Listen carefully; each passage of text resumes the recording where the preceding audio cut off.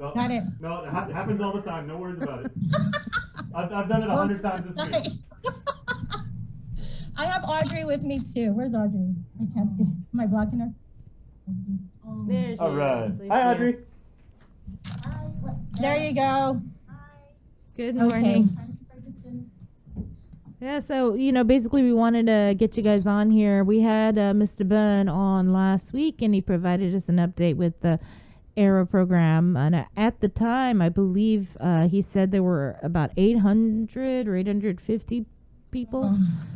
Maybe even 750. I can't remember. Yeah, now we've got, as far as the application counts, we are up to 1,500 already. That's inclusive of emails and hard copies that were dropped off to our office. Just really quick updates. As far as the system, our internal in-house system that we have, that has been completed. We are doing some user testings, and then our training for our staff to go ahead and input all of the applications in. But in parallel, we're also working, we have a review team that is also doing reviews manually. So at this point, as far as the manual review, we are up to 270 applications that have been reviewed. Out of that 270, we're very pleased to say about 150 have pre-qualified. And then about, give or take, about another 50 that has been disqualified based on what they submitted in their application. And then the remaining is something that we have to kind of reach out to them and get more information from the actual individuals. I mean, it's quite a tedious process to kind of go through all the applications. You kind of hear all the stories. We make contact with them if they're missing information. So we also want to reiterate to all of those who are applying to make sure that they complete it properly. And if there's any questions in reference to a question, something that they're not too sure of, to just give us a call so that we can assist them. It just really helps with the review process. What are some of the common problems then that you're seeing with the applications in terms of sometimes they don't. Yeah, sometimes they don't put any information. They'll check if they'll say that they're not in arrears, but then on another question they'll say that they are behind. So it's a little bit conflicting. And then also they may not put any information in reference to any kind of income, but they're not showing anything else. So we just what we do is we'll make that phone call and just do a reassessment and just reconfirm to just make sure that they understand what information that they're putting into the application. But like I said, we're very thankful that we at least got 150 qualified as of now. We are looking into, so compiling that list, we're looking into generating those letters, the notifications to these individuals via whatever contact information that they place in their application via email or through mail. And then also getting them those documents that entails like the landlord's verification, some other information that we're going to be required so that we can prepare the payments out to them. Keep in mind that payments will be made directly to the landlords. If it's utilities, we are working with the utilities agency. We already have a really good connection and established a good partnership with them that will provide them the names of those who are in arrears, and then they'll reconcile against their listing. And then we will work towards getting those payments made out. Bernie, what are some of the reasons why people are not qualifying for this assistance? Did you want to? Yeah. Audrey can answer that, Chris. Some of the reasons reviewing the applications for tenants, some may be because of their income. It exceeds the 80% area median income threshold.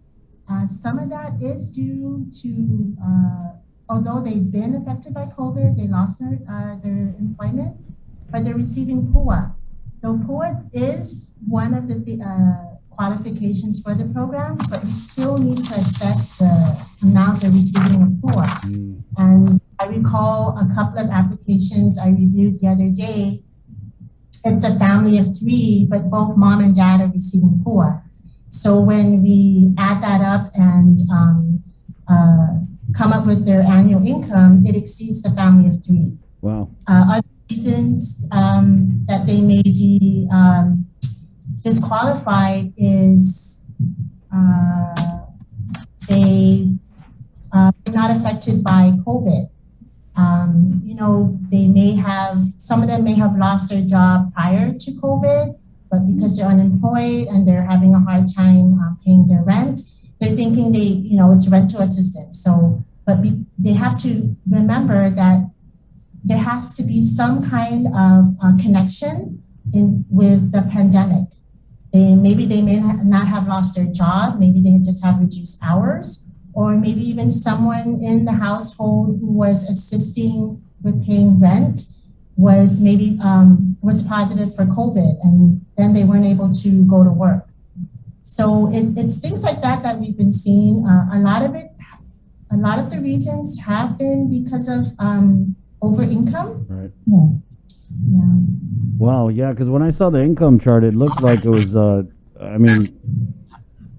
kind of hard to qualify for a lot of people. Because it's so weird with this pandemic. People who aren't necessarily at the bottom rung of the economic ladder have also struggled, but may not qualify for these programs. You know what? I asked about reasons people aren't qualifying because I got a message from a business lady friend of mine who said that she knew that businesses were applying for the ERA, but they're totally not eligible for it, right? It's strictly for individual renters. For rental, for not commercial. It's residential. Residential. But I mean, we have, a lot of landlords and property managers who are submitting on behalf of their tenants. They send it in batches. So we work one-on-one with them, just trying to get all that information, ensuring that their information is complete. Certainly there is concern. I got an email and actually a phone message, but I'll respond to him a little later.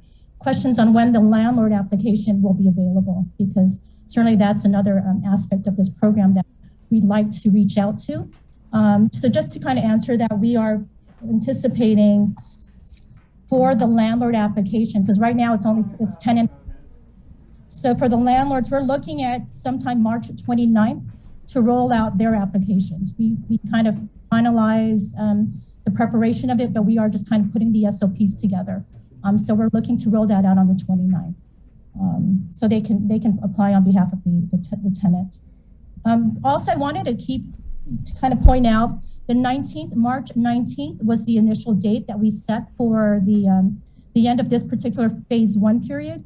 We have extended it to the 26th, simply because last week we had some issues with our emails and the system kind of went down, and also the DOA website went down for a little bit. But just to ensure that we capture everyone, we kind of extended another week for individuals, for tenants to go ahead and apply as well. And on top of that, there is additional, I mentioned last week, I mentioned that there are additional sites that we want to, for other drop-off sites that they can go ahead and submit their documentation. We'll go ahead and put that out also in the press release sometime today. All right. I wonder if there was any clarification, because when Mr. Byrne was on here last week, he was mentioning the need for clarification on situations where people who lived in a particular household were, renting rooms from family members within that same household. Do you have any update on that? And is that allowable? As part of, and we recognize that, and through phone conversations, and we contact a lot of people, and through phone conversations, we recognize that there are folks that, that they rent out to a family member, or in order to compensate the landlord, they have to ensure that there is a business license, or they provide us with a W-9, and that's specified within the guidelines of our documentation. So it is a federal requirement that the landlords have to legally, in business, to be able to lease out or rent out their, whether it be a room or their. So no under the table. Yeah, right. Yeah. It's unfortunate that we are seeing some of that already, but we have to make sure that we, compliance as a grantee, that we are complying with the federal requirements. Yeah. I know you just had paper on the floor, and part of those federal requirements is Die out of federal. Yeah, and we're doing our due diligence as well too. So we're trying to establish we've established our protocols as well, as far as quality checks and prevention of fraud. Right, Bernie. So going back, you said have you been seeing people try to defraud the program? not at Okay. this time. I mean, Okay. certainly we take whatever what they put on Facebook. Right. On their application. Yeah. We do make the phone calls and then just to verify, because sometimes information like, oh, what is this exactly? So there's constant communication. It's not. There's really a lot of follow-ups with the applications that we're recognizing that needs to be done. Bernie, and we will do so. Yes, sir. sorry, you said, so you reviewed 270 applications. Of the 270, how many were approved? 150. As of, about 150 were pre-qualified. I see. So we are preparing the listing and then getting that notification out via email, through mail, contacting probably through the phone. And some people too, they have to ensure that they make sure they put a contact number or an email or a mailing address. Trust me, there are some that don't have any. So we're kind of like, okay, well, let's put that to the side and see if we can communicate with maybe one of their, maybe if they put like a workplace, then we'll try to communicate with them to their workplace. Right. And I think it's important too that we let everybody know that the contact information that they do put on their application, that it is current. Believe it or not, we come across where their contact number is actually a wrong number. And it's so important that all the tenants fill, or even the landlords who are assisting these tenants, that they fill out the application with the correct information, the most updated, especially with contact information, because anything that needs the staff to contact them to verify, it's really just putting an additional delay on having DOA process their application. It's so important, that, I mean, if they don't have a contact number, some folks can use maybe their neighbors or their aunties or a relative's phone number. They can even indicate in the application, this is my next door neighbor, their name, and just, I mean, things like that, because it is, reality that some folks may not have an actual cell number or a home telephone that we can reach them. The last time you ladies were on, we asked about when could we possibly see the first checks cut, and I believe you mentioned it's first week of April. Is that still kind of what you're looking at? Yeah, that's pretty much our target date, simply because if we anticipate letting out letters today and tomorrow to those 150, we are going to give them about, 5 days, 5 to 10, up to 10 days for them to submit their documentation.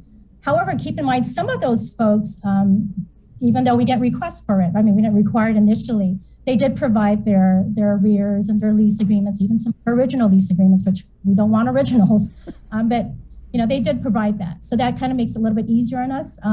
But we will have to still provide them a checklist. There's a packet that we will have to reach out to them. They will have to complete it. Again, it has the landlord information, and also the release forms from the utility agencies as well. So we do anticipate the first week of April to get some of these checks out, and that's our goal. All right. Was there anything else before we let you go? Just really quick, there is this, we will, like I said, we'll put out a press release giving you some of the new sites for drop-offs. There is another email address that they can also reach out to us. The first one was the era@doa.guam.gov. But we did create another email address just in case if there's anything, the system kind of goes wonky, if there's some issues in reference to to our emails. So that second email address is era@guam.gov. So that is also placed on our DOA website, and then we'll also release that as well on a press release. era.guam.gov? Correct. Okay. Well, thank you. All right. Thanks, Audrey. Thank you, Chris. Thank you, guys. Thank you, Audrey. Thank you, Bernie. Okay, We'll we'll see keep you. in touch. Thank you. That's all right. There you go. Well, All sounds right. like they're working with that. Well, when Burns was on last week, he said, this is one of the smoothest running of programs. Yeah. And Bernie, the new deputy over there, ran the whole census office. So I think logistically, seems to be working out there. You know what's interesting to me though, Bree, is the low number of people who are not approved but pre-qualified, right? So it's like what, under 50%? Well, no. So they had 1,500 applications. Right. 270